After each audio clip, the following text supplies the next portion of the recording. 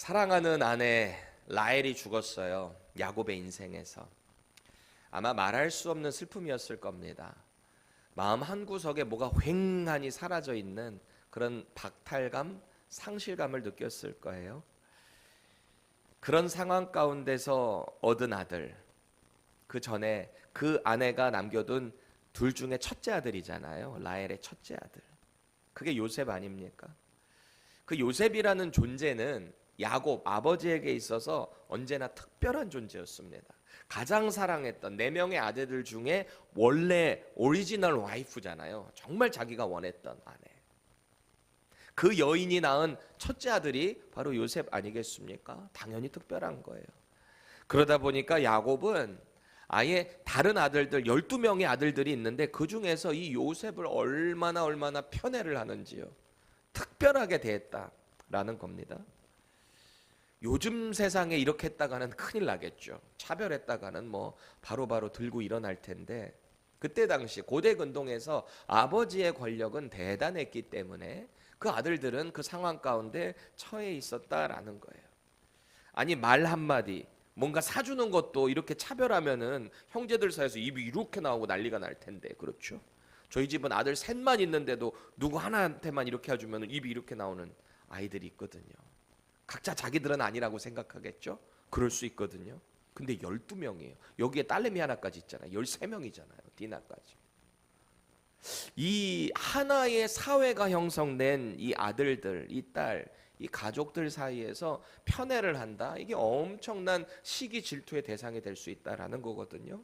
그런데 이 야곱이 하는 행동을 보니까 그 편애를 아주 그냥 극단적으로 한 거예요. 입히는 옷부터가 다릅니다. 옷도 다르게 입힌 거예요. 앞선 3절 보세요. 요셉은 노년에 얻은 아들이므로, 이스라엘은 야곱의 변해진 이름이죠. 하나님과 겨루 이겼다라고 하나님을 통해서, 천사를 통해서 받은 이름이죠. 이스라엘이 여러 아들들보다 그를 더 사랑함으로 그를 위하여 채색 옷을 지었다 그래요. 사랑할 뿐만이 아니라 아예 보는 것부터 다르게 차별되게 그렇게 됐다라는 거예요. 킹 제임스 버전 보면 이 채색 옷을 a coat of many colors 그래요. 코트인데 여러 색깔이 들어가 있는 코트를 입혔다라는 거예요. 양털이 됐던 뭐가 됐던 그런 재질로 옷감으로 만들어낸 귀한 옷입니다. 거기다가 색깔을 넣었다라는 거예요. 여러 가지 색깔. 고대 근동이에요. 고대란 말이에요. 지금처럼 이렇게 우리가 원하는 색깔을 마음대로 얻을 수 있는 시대가 아닙니다. 특히 이 색감을 여러 가지를 넣는다. 연료 자체가 귀한 것이기 때문에 보통 왕, 귀족들이나 입을 수 있는 옷이에요. 그런 채색 옷을 누구에게만 입혔다? 요셉에게만요. 와우. 그럼 우리는 질문할 수 있어요. 야곱이 사랑했던 라헬이 죽으면서 낳았던 아들 누구죠? 베냐민 있잖아요. 라헬은 죽으면서 너무너무 고통스러워서 내 삶의 고통이다 베노니라고 그랬는데 그 이름을 듣고 야곱이 베냐민으로 지었어요. 유언을 그대로 안 하고 베냐민, 축복의 사람, 이런 이름으로, 복된 이름으로 바꿔줬다라는 거죠. 그러면 라헬이 죽으면서 낳은 그 베냐민 더 귀할 수 있잖아요. 어떻게 보면. 근데 베냐민에게 채색 옷 입혔다는 얘기는 없어요. 왜 그럴까요? 우리가 항상 자꾸 질문을 던져볼 필요가 있어요. 성경을 읽을 때 질문을 통해서 자꾸 말씀을 하나하나씩 찾아 나가는 거죠. 일단 라헬이 낳은 2명의 아들들 중에서 왜 요셉에게만 입혔는가? 요셉은 라헬의 아들들 중에서는 장남입니다. 당시의 장자의 복이라는 것은 대단했죠. 그래서 그 아들에게 입혔을 뿐만 아니라 두 번째 이유는 뭔가? 노년에 낳은 요셉이에요. 그러니 자연스럽게 베냐민은 이 나이 차이가 좀 많이 났겠죠. 요셉하고 아직은 채색 옷을 입을 만한 나이는 아니었지 않았겠는가 라는 생각을 해볼 수 있습니다. 어찌되었던 이 야곱의 마음, 아버지 이스라엘의 마음에는 12 아들들 중에서 가장 눈에 가고 가장 사랑스러운 아들은 요셉일 수밖에 없었다라는 거예요. 극명한 온도 차이가 있어요. 다른 자녀들을 대하는 것하고. 일단 채색 옷도 딱 차이가 나는데 좀 더 적극적으로 보면요. 여러분, 채색 옷이라는 것 자체는 노동을 위한, 육체 노동을 위한 옷은 아니에요. 바꿔 말하면 어떻게 될까요? 요셉은 일에서도 많이 제외됐을 것이다 라고 우리는 추정해 볼 수 있습니다. 그런 귀한 옷 입고 막노동, 양치는 일 그런 거 하겠습니까? 안 했겠죠. 오늘 본문이 그걸 자연스럽게 대변하는 것 같아요. 12절에 다른 형들은 다 아버지의 소유인 양을 치러 세겜 땅으로 가 있습니다. 집에서 좀 떨어져 있는 곳이에요. 그런데 요셉은요, 집에서 채색 옷 입고 아빠하고 지금 같이 있는 거예요. 애기 베냐민도 같이 집에 있겠죠. 아니, 어떻게 보면은 이 라헬의 아들들 둘만 집에 있을 것이고 나머지는 다 지금 일하러 나가 있다라는 겁니다. 군대에서도 열에 자꾸 되잖아요. 그러면 눈치 보여요. 그러면 선임들이 지나가면서 꼭 한마디씩 해요. 꿀 빨고 있냐? 이래요. 꿀 빨게 되어 있냐? 이렇게 눈치 주거든요. 그러면 그거 막 보통 일이 아니거든요. 군생활 힘들어져요, 군대에서. 그렇게 자꾸 열애가 되면. 근데 어찌됐든 이 요셉은 그런 아버지의 특별한 사랑, 그 가운데서 집에 거하고 있다라는 모습을 우리는 보게 되는 거죠. 그런데 아빠가 이렇게 집에서 채색 옷 입고 있는 요셉을 이렇게 부릅니다. 요셉아, 이리 와봐, 이리 와봐. 그리고서 뭔가 미션을 주는데요. 13절, 14절 우리 세 번역으로 같이 한번 읽어볼게요. 시작. 이스라엘이 요셉에게 말하였다. 내가 알고 있듯이 너의 형들이 세겜 근처에서 양을 치지 않느냐. 내가 너의 형들에게 좀 보내야겠다. 요셉이 대답하였다. 다녀오겠습니다. 이스라엘이 요셉에게 말하였다. 너의 형들이 잘 있는지 양들도 잘 있는지를 가서 살펴보고 나에게 와서 소식을 전해다오. 그의 아버지는 헤브론 골짜기에서 그를 떠나보냈다. 요셉이 세겜에 도착하였다. 아멘. 지금 아버지에 의해서 일도 애당초 열애가 되어 있는 상태입니다. 그런데 아버지가 요셉을 불러서 시키는 그 미션이 뭐예요? 가서 형들 양 잘 치고 있는지 보고 와. 그겁니다. 형들 농땡이 피는지 잘 보고 오고, 일이 잘 진행되고 있는지, 양들은 잘 먹이고 있는지 그것 좀 보고 와서 아빠한테 얘기해줘. 이런 얘기를 한 겁니다. 여러분이 만약에 요셉의 형들인데 요셉이 그렇게 쫄래 자기들 일하는 일터로 왔다. 어떨 것 같으세요? 우리 유민이 같은 경우는 너무 마음이 착하니까 아유, 우리 동생, 만내 동생, 아유, 우리는 일하고 있는데 저렇게 채색 옷 입고 쫄래 오고 있네. 아유, 사랑스러워라. 이러겠죠?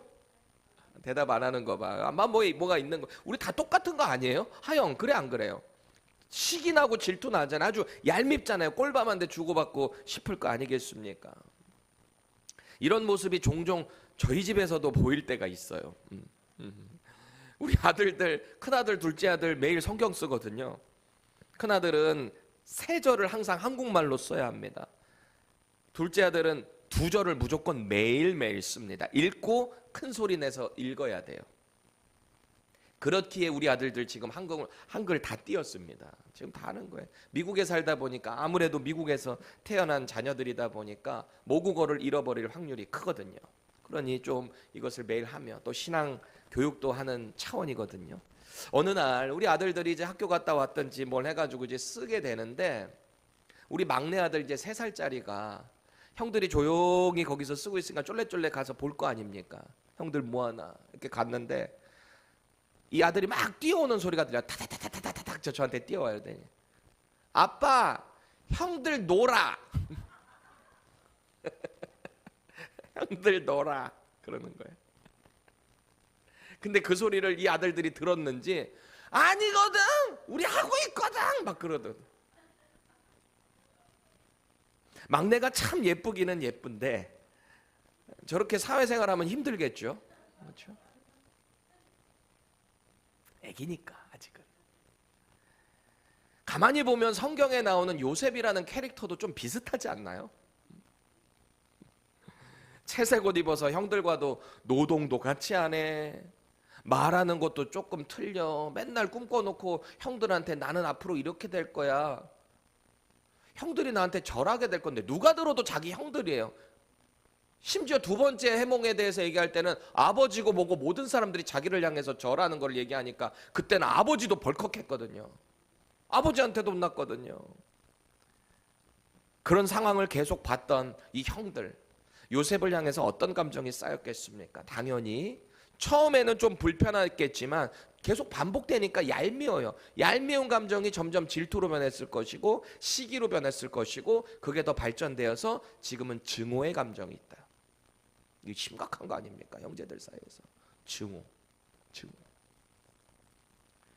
형제 사이에서 쌓여진 증오는요, 가만히 보면 잘 모르는 일반 사람들끼리의 증오보다 훨씬 더 파워풀합니다.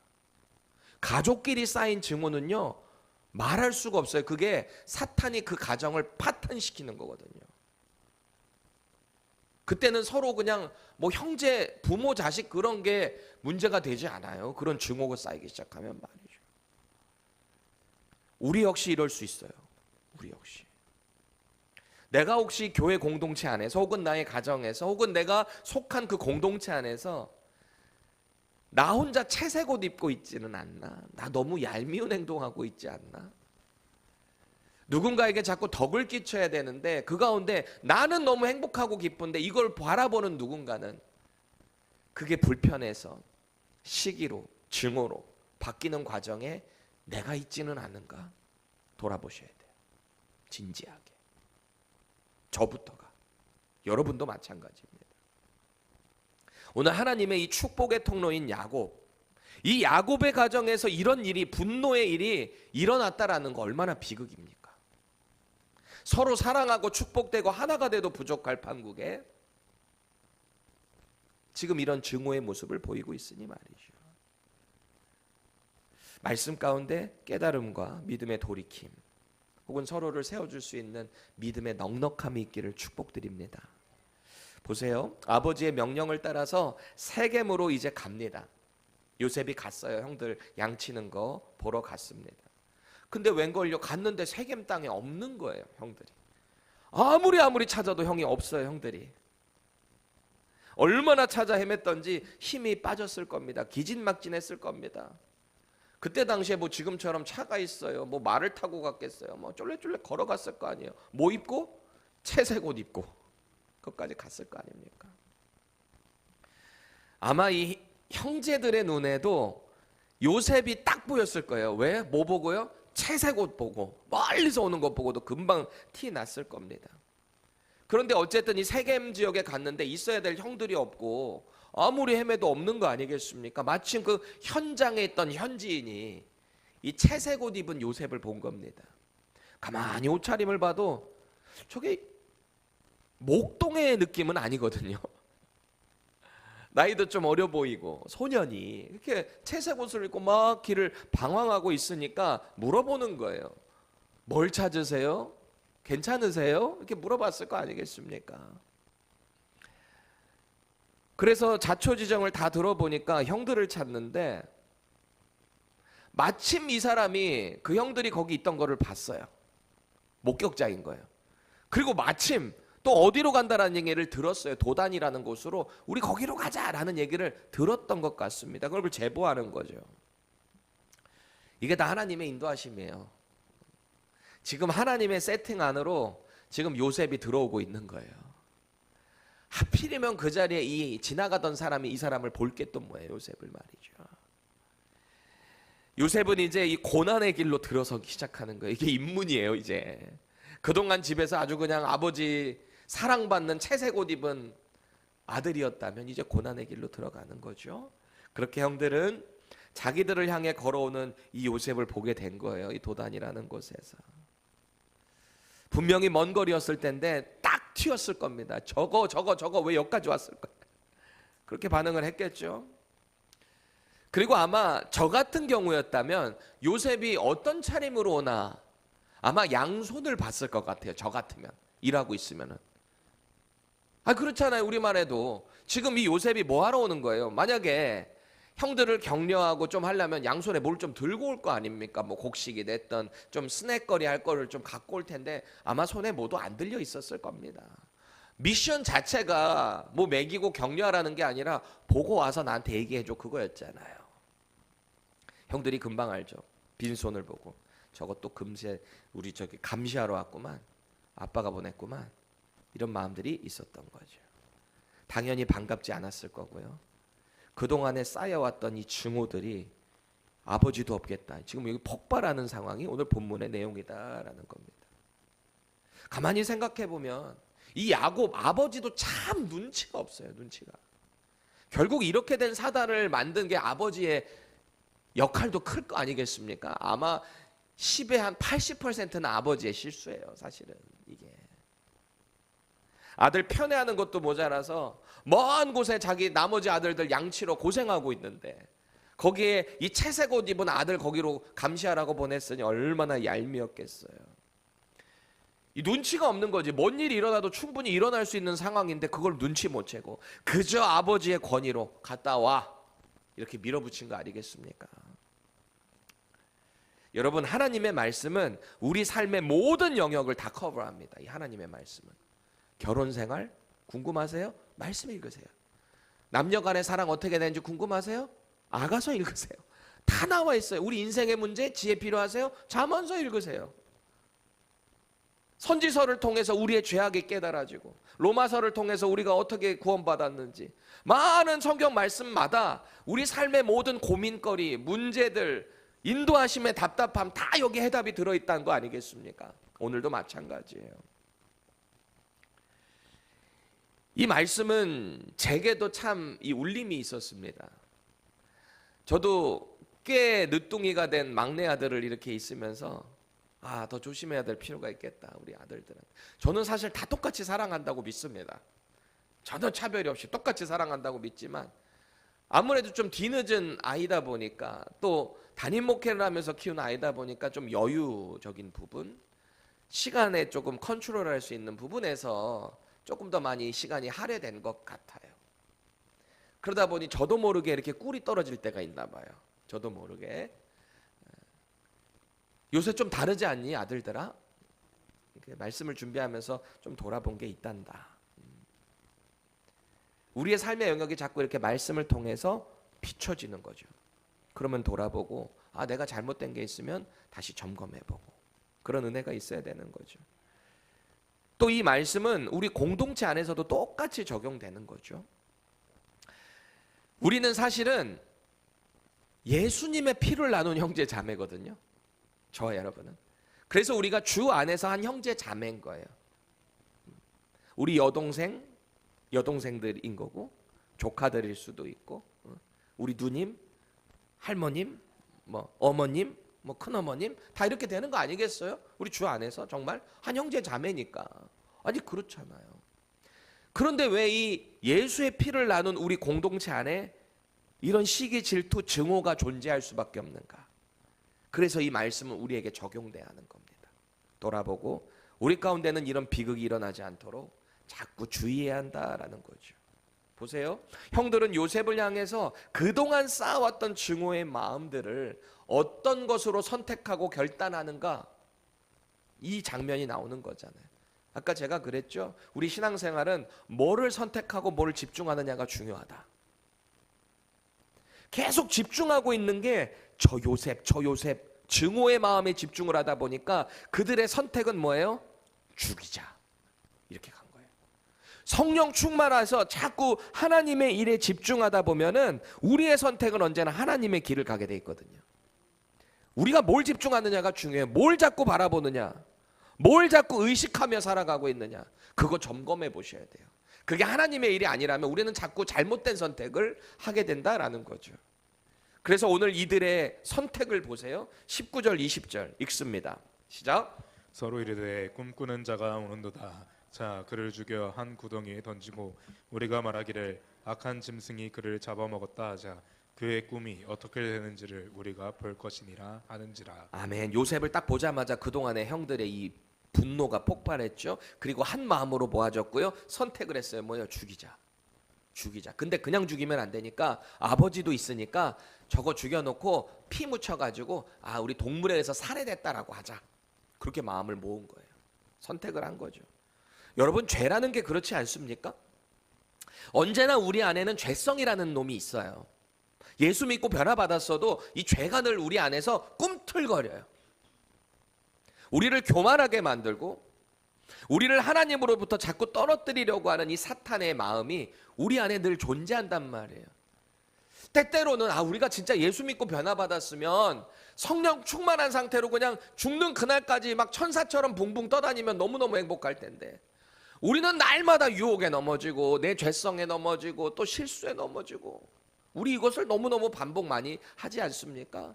그래서 자꾸 우리 선택과 집중이 중요하다는 거예요. 성령을 통해서 뭐를 집중하고 뭐를 선택하느냐, 그게 바로 우리의 믿음 생활이다라는 겁니다. 우리가 이 죄가 안 속에 있다가 폭발할 때를 보면 내가 죄를 짓는 건지 아니면 죄가 나를 끌고 가는 건지 분간이 안 돼요. 이성을 잃어버리거든요. 정신 차리고 돌아보면 내가 이런 죄를 지었어? 살인한 사람들이 다 그런 거 아니겠습니까? 극도로 폭발하는 분노, 그 죄를 통제하지를 못하니까 일단 일 저지르고 나중에 후회하게 되는 거죠. 그게 반복되면 이제 후회라는 것도 없어요. 왜? 양심이 화인 맞았으니까. 양심이라는 우리의 이 신경세포가 죄라는 것으로 불로 확 지져버리니까 감각이 죽어버려요. 감각이 죽으면 어때요? 때려도 안 아파요. 감각이 없어요. 근데 자기 몸은 망가지는 거예요. 감각만 없을 뿐이지 때리면 데미지는 똑같이 받을 거 아니에요. 우리 신앙생활도 마찬가지다라는 거예요. 여러분 한번 생각해 보세요. 솔직히 지금 이들이 세겜을 더 지나서 도단이라는 지역에 없었고, 만약에 지금 헤브론 땅 근처에, 집 근처에, 아버지가 있는 곳 바로 근처에 있었다면 이런 선택했겠습니까? 못했을 거예요. 아버지라는 존재가 있기 때문에. 그동안에 요셉이 그렇게 편애를 받았어도 아무 말 할 수 없었던 이유가 뭐예요? 아버지가 있기 때문에 못하는 거잖아요. 아버지의 권세. 그런데 지금 아버지랑 멀리 떨어지다 보니까 죄의 유혹 가운데 넘어지는 거죠. 사랑하는 우리 청년들이요, 늘 주 안에서 이 아버지 안에 머무르셔야 돼요. 너무 유혹의 거리들이 많아요. 죄를 선택하게 만드는 일들이 너무 많단 말이에요. 우리 장년들은 없습니까? 우리도 똑같아요. 인간이라는 존재 자체가 그래요. 이 죄성이라는 것이 안에서 계속 꿈틀거리니까 어떻게 해서든지 우리와 하나님의 관계를 멀어뜨리려고 하는 이 사탄의 전략, 경계하시기 바랍니다. 그래서 우리는 늘 주 안에 있어야 돼요. 반복하고 또 강조해도 부족함이 없는 그 말, 민 목사가 항상 하는 말, 은혜의 자리에 머물러 계세요. 몸부림치세요. 그 자리에 머물러 있으려고. 나를 자꾸 은혜 자리에 노출하라 그러잖아요. 바닷가 가서 몸만 노출하지 말고 은혜 자리에 자기를 노출하래. 우리 PCC는 노출 안 하죠. 은혜 가운데 있어야 되니까. 어떻게 보면 그건 참 감사한 것 같아요. 가장 자신을 정결하게 유지하고 거룩하게 순결하게 하려고 하는 영적인 의지 중요합니다. 그런데 여러분, 진짜의 노출은 우리가 은혜의 자리에 자꾸 노출해야 된다는 거 꼭 기억하셔야 돼요. 오늘 이스라엘 집의 장남인 르우벤이 이 혼란 가운데, 이 죄악의 선택 가운데서 뭔가를 중재하기 시작합니다. 죽이는 거는 반대하는 거예요. 장자는 그래도 좀 뭐가 다르긴 달라요. 그래도 아버지의 마음이 조금이라도 공유될 수 있는 사람이 장자, 책임자 아니겠습니까? 장남은 그걸 해야 되는 거예요. 아버지의 뜻이 어디에 있는지 판단하고 그 가운데 길을 같이 가는 거죠. 그러니 우리 집 큰아들 목회자 되겠다고 하잖아요. 지켜봐야 되겠지만 말이죠. 아마 르우벤도 분명히 요셉이 얄밉긴 했을 겁니다. 왜 아니겠어요? 그 행동과 처신과. 오죽하면 두 번째 꿈 얘기했을 때는 아버지한테도 혼났던 요셉인데 당연히 르우벤도 화가 났겠죠. 그럼에도 불구하고 이 형들은 지금 그런 마음이 있는 거예요. 이 르우벤도 그렇고, 이따가 우리가 살펴보겠지만 유다라는 네 번째 아들도 똑같은 마음을 가지고 있어요. 이 아이가 사라지게 될 때 오죽하면 저 색동옷까지 입혔는데 아버지가 어떻게 될까? 아버지의 마음을 챙기기 시작합니다. 이게 참 중요한 것 같아요. 우리가 하나님 아버지의 마음을 얼마나 아는가. 그 가운데 얼마나 같이 아파하고 같은 시선을 맞춰가는가. 이게 우리 신앙생활 아니겠습니까? 22절 세 번역으로 같이 한번 읽어볼게요. 르우벤이 하는 말입니다. 시작. 피는 흘리지 말자. 여기 들판에 있는 구덩이에 그 아이를 던져 넣기만 하고 그 아이에게 손은 대지 말자. 르우벤은 요셉을 그들에게서 건져내서 아버지에게 되돌려 보낼 생각으로 이렇게 말한 것이다. 아멘. 그 순간에도 아버지를 생각한 거죠. 얄밉지만 살려서 돌려보내야 되겠다. 아버지를 위해서 그렇게 하겠다는 거예요. 큰형의 제안을 들어야 되는 동생들일 거 아닙니까? 근데 어찌됐던 그 얘기를 딱 듣고 나서 그래, 가장 먼저 이 형들이 하는 행동이 뭔가? 요셉을 보고 붙잡아다가 가장 먼저 하는 행동이 뭘까요? 채색 옷부터 벗겨버려요. 왜? 이게 제일 성가셨거든요. 이게 이들에게 가장 이 분노를 유발하게 됐던 원인이었을 겁니다. 벗겨버려요. 그리고 구덩이에 집어 던져버립니다. 24절 보세요. 그 안에 물이 없었더라 그래요. 이게 의도적으로 쓴 거예요. 깊은 구덩이인데 그 안에 물이 없어요. 어떻게 돼요? 죽어요. 지금 요셉은 이제 자기 죽는 줄 알았을 거예요. 얼마나 두려웠을까요? 훗날 영적인 장자로 복을 받게 될 넷째 아들 유다가 여기서 또 실력 발휘를 해요. 아마 르우벤 형이 얘기하는 것도 들었을 것이고 마음에 계속 뭔가 길티 필링이 있었던 것 같아요. 뭔가 나도 뭔가를 해야 되겠다. 아버지를 위해서 뭔가 해야 되겠다 말이죠. 아마 이 순간에는 르우벤이 자리를 비웠던 것 같습니다. 이 자리 없어요. 지금 유다가 이 말을 할 때. 왜냐하면 이를 저지르고 나서 돌아와 보니까 르우벤 돌아와 보니까 이미 동생은 팔리고 난 뒤였거든요. 그래서 유다가 이 영적 장자로서 훗날 그렇게 될 텐데 그런 역할을 하는데요. 마침 이렇게 보니까 멀리서 잔뜩 물건을 실어서 이동하는 사람들, 상인들을 본 겁니다. 딱 보니까 이집트를 향해서 내려가고 있는 그런 무역상들의 모습입니다. 행렬이에요. 그래서 제안을 한 거죠, 형제들한테. 요셉을 살리겠다고 하는 거예요. 지금 저기다가 죽인들 우리에게 이득이 될 게 뭐냐? 차라리 팔아버리자.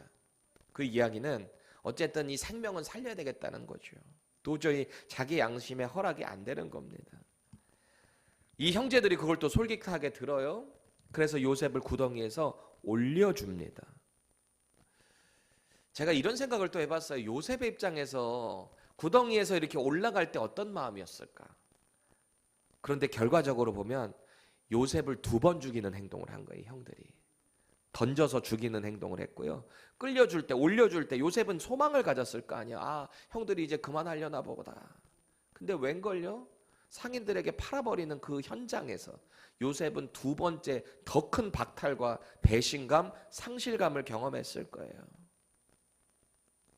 여러분, 이 그림을 한번 생각해 보시라니까요. 요셉의 입장에서 형들한테 구덩이로 쫓겨 내려갈 때, 떨어질 때 그 박탈감, 배신감이 어땠겠는가? 얼마나 부르짖으면서 그렇겠어요.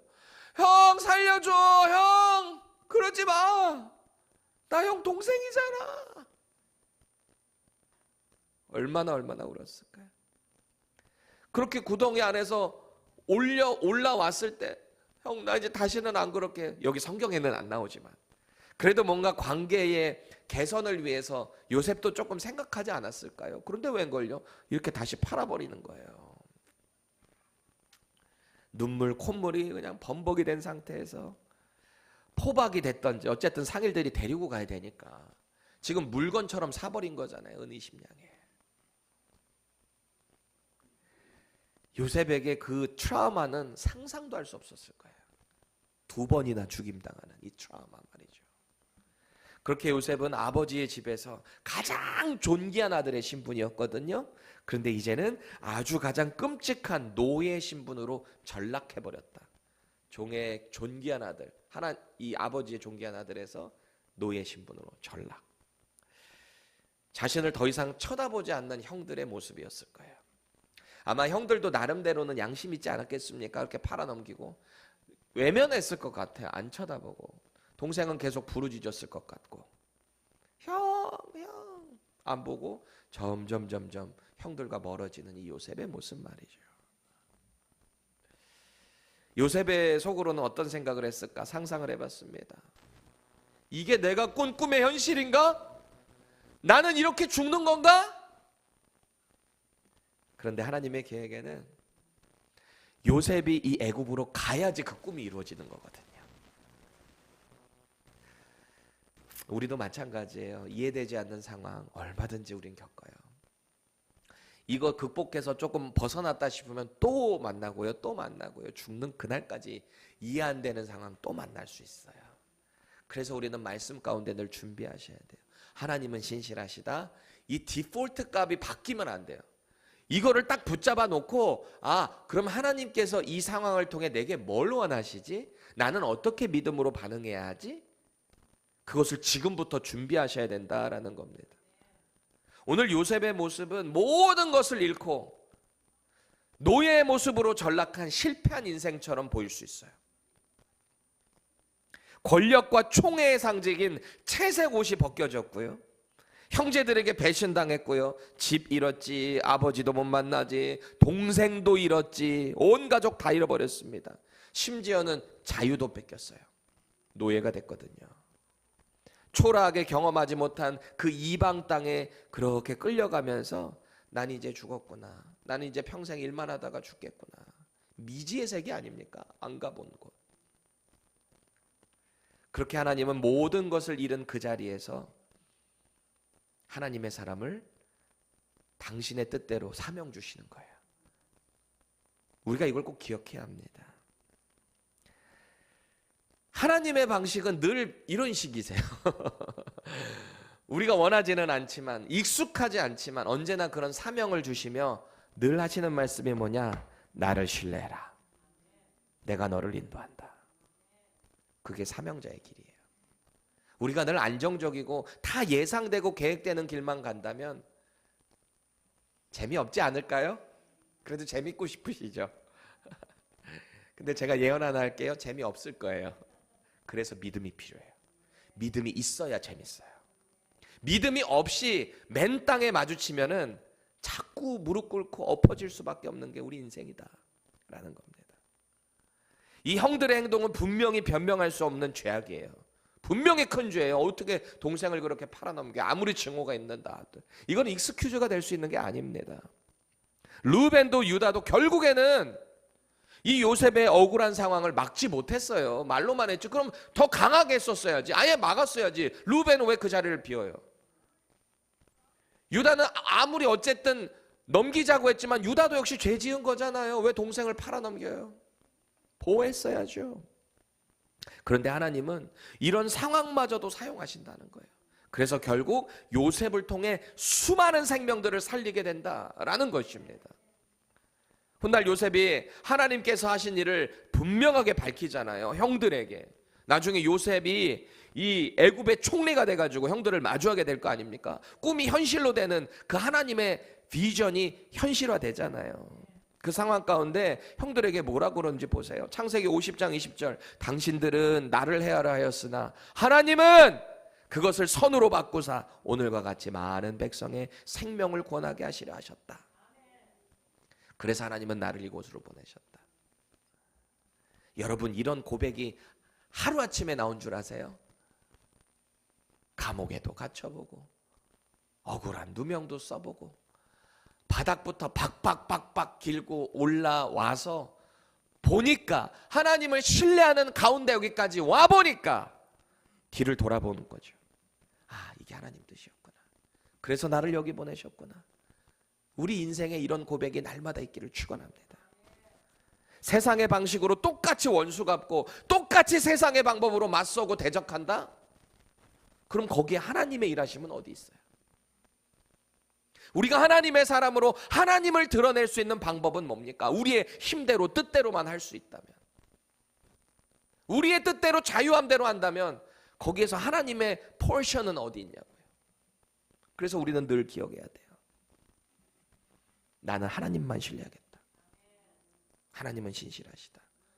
나는 예수 믿고 하나님의 자녀가 되었다. 나는 사명자다. 나는 어디를 가든지 복음을 전하는 증인으로 살아가겠다. 그렇다면 그 인생 하나님 책임지세요.